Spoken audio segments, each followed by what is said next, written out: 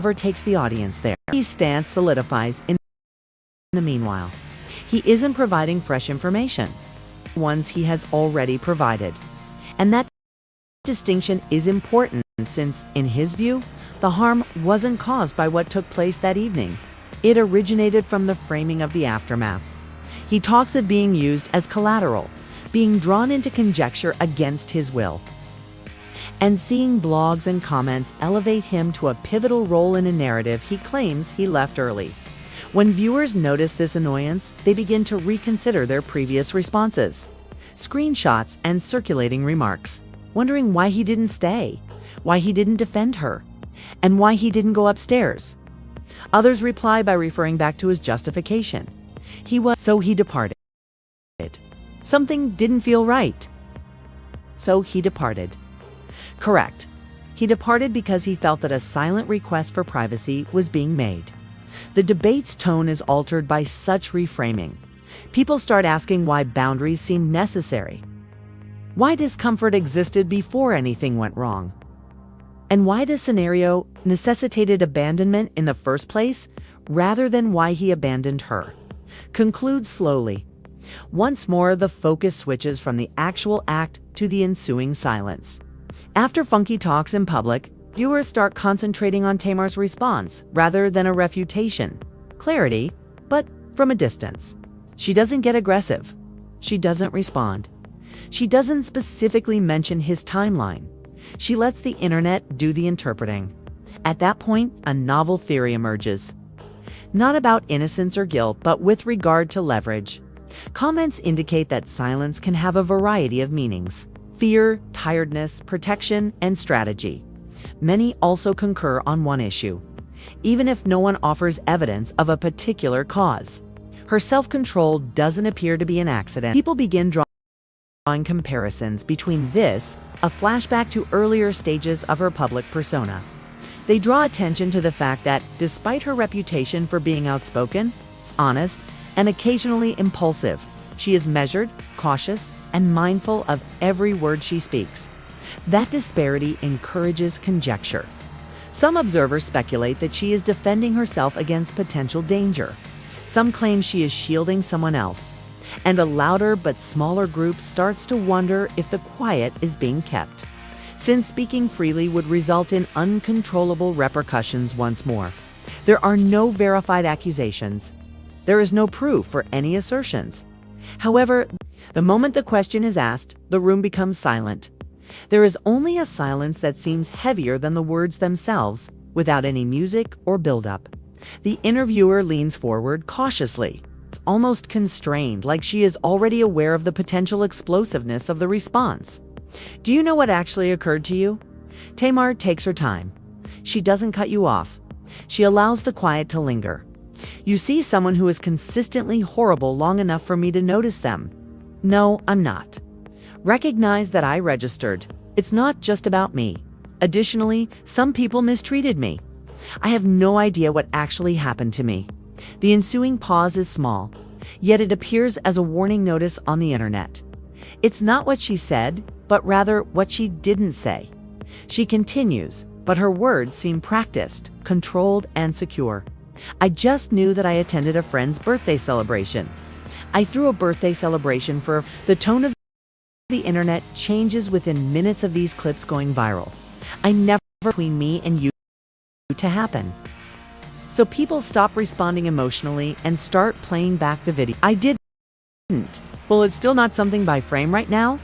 Viewers wonder how someone can remember the scene, the routine, and the night's goal with such clarity while remaining detached from this little moment. The footage then returns to him. Before he speaks, his body, the carefree stance, it no longer seems calm. Face hardens. It's forced into a situation and discuss. What happened between you and me was not I could go back a few months.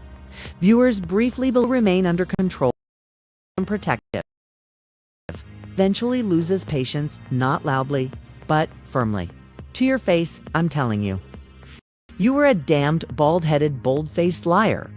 There are now two versions of the same night, which causes the internet to lean in. That bothers me. I'm telling you straight to your face that you were a bold-faced, bald-headed goddamn liar. And I don't like that at all. All right, we were sitting next to each other that evening, one encased in selective memory and cautious words. The other was based on sequencing, detail, and irritation.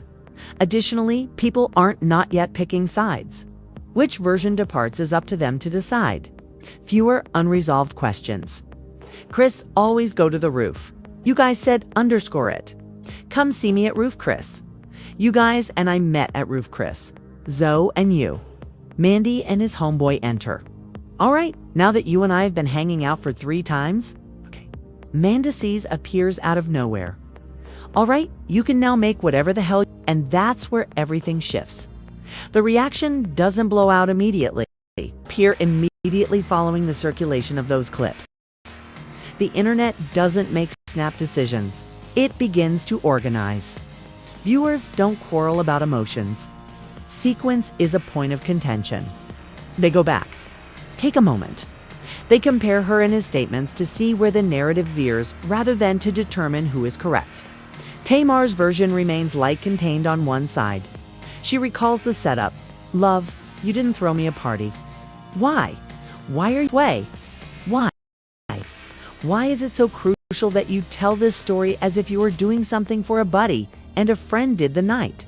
It's the goal and the subsequent routine. She recalls returning home, taking a shower, cleaning her face, and performing routine movements. The center of gravity, the night around which everything now spins, is what she cannot recall. Conversely, Funky speaks in sequence rather than in bits and pieces. He begins with something basic. Not drama, but food. Hunger, secrets, late nights, businesses shutting, people phoning each other and figuring out where to eat. The kind of evening that seems laid back until it's not. Meeting Chris on the top, getting there with Zoe. Mendeecees enter without warning. This is the 3rd time they've gone out together, not the first. On the internet, fix.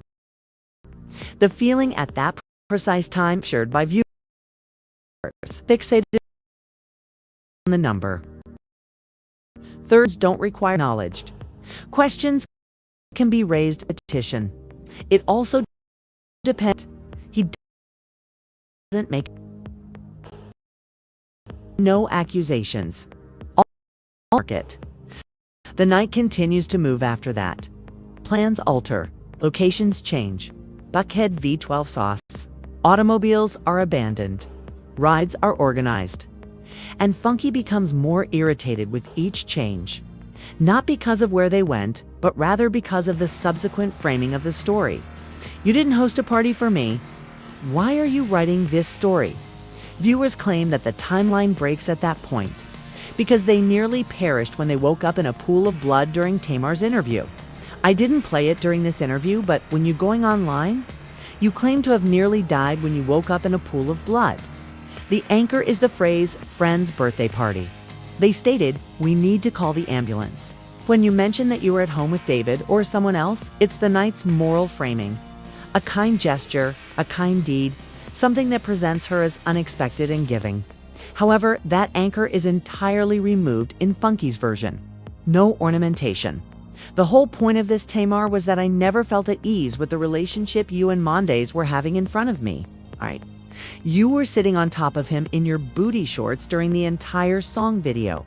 Every time we met, he would meet us at restaurants. There were no indications, no assembly focused on him. Just people using the internet, eating, riding, moving, and